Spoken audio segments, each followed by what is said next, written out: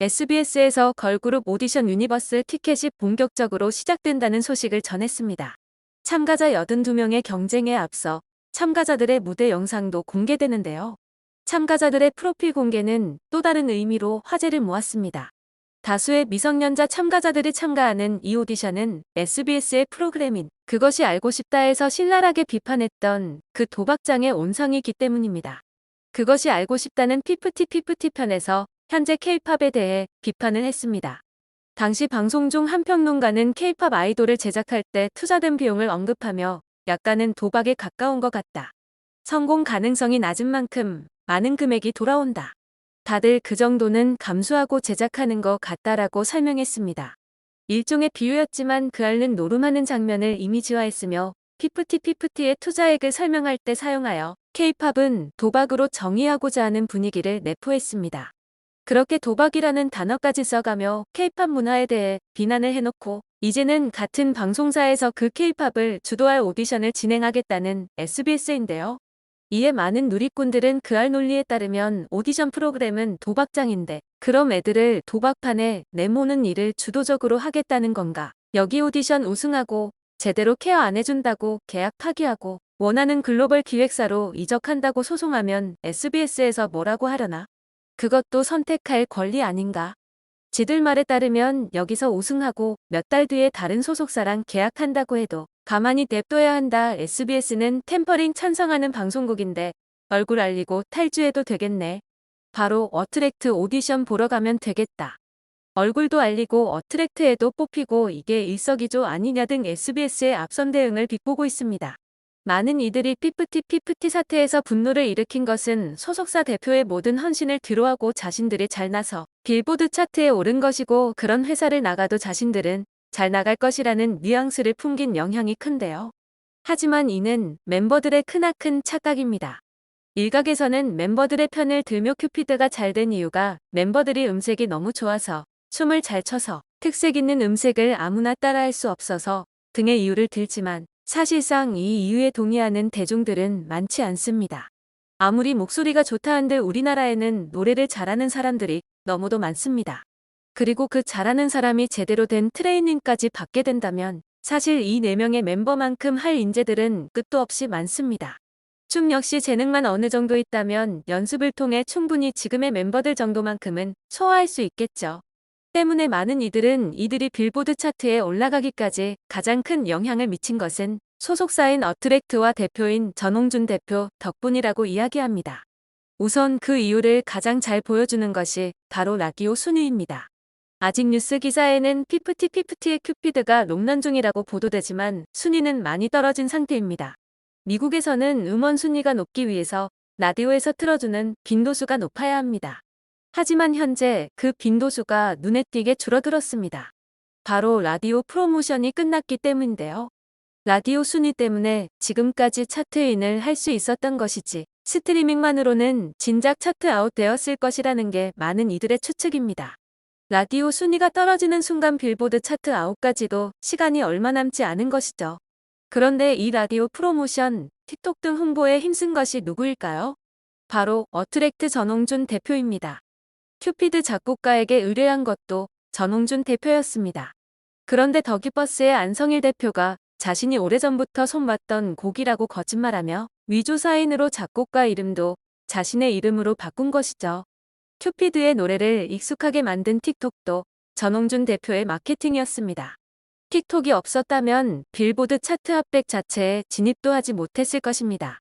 그리고 중요한 라디오 프로모션이 없었다면 지금까지 별다른 활동도 하지 않고 있음에도 계속해서 순위권에 머무르는 엄청난 성적을 볼 수 없었을 것입니다. 그렇게 멤버들이 믿는다고 따르고자 했던 안성일 대표가 한 것이라곤 가사의 단어 3개 바꾼 게 전부였습니다.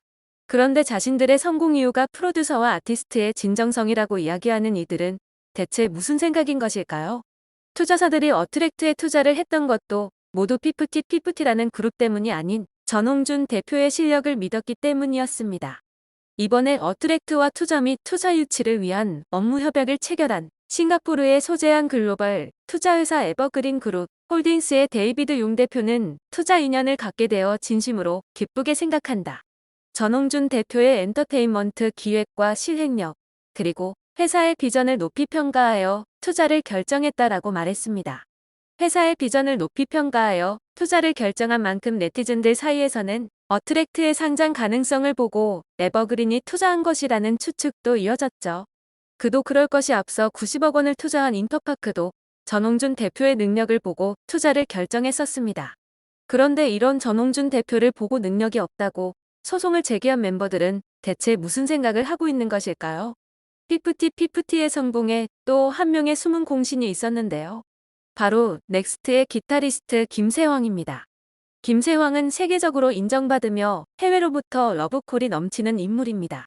그런 그가 올해 4월부터 어트랙트 미국 최고업 무책임자로 있었는데 바로 이때 큐피드가 빌보드 핫백에 진입하게 됩니다.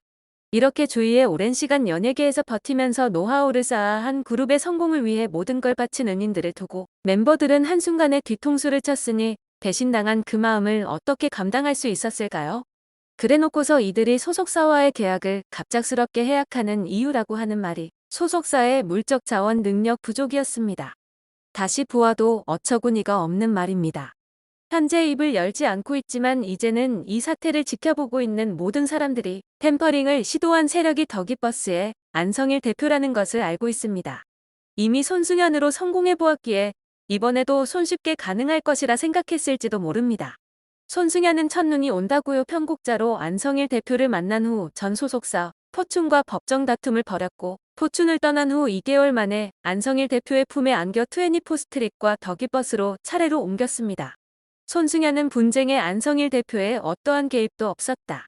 현재 피프티 상황과도 전혀 관련이 없음을 말씀드린다라고 억울함을 호소했습니다. 하지만 그냥 넘어가기엔 이들의 행보로 피해를 입은 이들이 너무도 많았습니다. 손승연의 전 소속사 포춘의 대표인 이진영 대표는 손승연의 소송으로 공황장애까지 앓았습니다. 이 대표는 당시를 떠올리면 후유증으로 지금도 가슴이 두근거린다고 했습니다. 신인이지만 오디션을 통해 이름을 알린 손승연과 2013년 7월부터 2018년 7월까지 총 5년의 계약을 맺었습니다. 매니지먼트 수익을 모두 5대5로 나누는 신인으로서 파격적인 조건이었습니다. 당시 버클리 음대에 재학 중이던 손승연의 학업 기간까지 계약 기간에 넣는 등 여러모로 신인이었던 손승연을 배려했습니다. 신인인 손승연을 위해 자신의 풍부한 인맥을 활용, 당대 유명 작곡가들의 곡을 수급받았고 그 무렵 가장 핫한 마케팅 업체들을 기용해 손승연을 전적으로 지원했습니다. 이 대표는 주변의 손승연은 훌륭한 보컬리스트다. 그가 성장할 수 있도록 물심양면 돕겠다라고 말하고 다녔습니다. 그랬기에 2016년 10월 손승연이 돌연 전속계약 중지 가처분소를 제기했을 때 이 대표는 공황장애 증세와 함께 심장 발작을 일으켰습니다. 당시 이 대표는 주변 사람들에게 새벽의 원인을 알 수 없는 심장 발작으로 수차례 응급실을 찾았다라고 털어놓았습니다. 애착을 갖고 제작하던 가수였기에 이 대표의 아픔은 더욱 컸습니다. 이 대표를 잘 아는 또 다른 매니지먼트 대표는 당시 업무차 안성일 대표 사무실을 찾았다가 손승연이 그 회사 매니저와 함께 있는 모습을 보고 이상한 느낌을 받아 이 대표에게 제보했다. 그때까지만 해도 에이, 무슨 소리야 했던 이 대표는 소장을 받은 뒤에야 진실을 알게 되고 마음고생을 했다라고 귀띔했습니다. 또한 위약벌 역시 손승연의 경우 거의 25억 원에 달했지만 당시 변호사로부터 위약벌을 전부 다 청구하면 재판부에서 오히려 안 좋게 본다라는 이야기를 들었다고 합니다. 그래서 당시 위약벌 가운데 일부인 2억 원만 청구를 했다고 하는데요. 그러나 이마저도 상대방이 생활고를 호소하면서 모두 다 받지 못했다고 합니다. 즉, 위약벌이라고 해서 500억, 600억 굉장한 금액이지만 실질적으로 받을 수 있는 금액은 그리 높지 않다는 것입니다. 데자뷰를 보듯 피프티 소속사의 전홍준 대표가 이 대표가 겪은 일을 그대로 겪고 있죠. 안성일 대표는 이렇듯 손승연 때처럼 위약벌을 줄여서 최대한 손해를 적게 발생시키고 멤버들을 빼오고자 했을 확률이 큽니다. 하지만 이번에는 그의 뜻대로 멤버들을 빼오는데 일사천리로 진행할 수 없었습니다. 시간을 들여 차근차근 진행했던 손승연 때와 달리 이번에는 빠르게 처리하여 연말이 오기 전 정리한 뒤 각종 시상식에 참석하는 모습을 그렸던 것인지 바쁘게 진행하다 놓친 허술한 증거들을 너무 많이 남겨버렸습니다. 이 또한 그의 욕심이 만든 것이겠죠. 현재 멤버들과 그 세력들은 전전긍긍하고 있을 것입니다. 어트랙트 전홍준 대표 측에서 차라리 손해배상 청구를 하거나 위약벌을 물리는 등 조치를 취해야 자신들이 나이가 어려서 아무것도 몰라서 그 큰 돈을 다 갚기는 힘들다 등등의 이유를 내뱉으며 소속사를 나갈 수 있을 텐데 그 계획이 모두 틀어졌기 때문입니다. 오히려 전홍준 대표는 느긋한 자세를 취하며 멤버들이 돌아오길 기다리고 있다 라고 이야기하고 100억 투자를 받아 새 걸그룹 프로젝트를 시작한다고 선언했습니다. 그러는 와중에도 큐피드의 순위는 떨어지고 피프티피프티의 상품 가치는 떨어지고 있죠. 연예계는 그 어느 곳보다 호락호락하지 않은 사람들만 모인 곳입니다. 아직 나이가 어려서 뭘 몰랐다는 멤버들이 정말 몰랐던 것은 전홍준 대표의 능력입니다. 굴러온 복을 걷어찬 이들은 언제쯤 이 기나긴 싸움에서 백기를 들까요?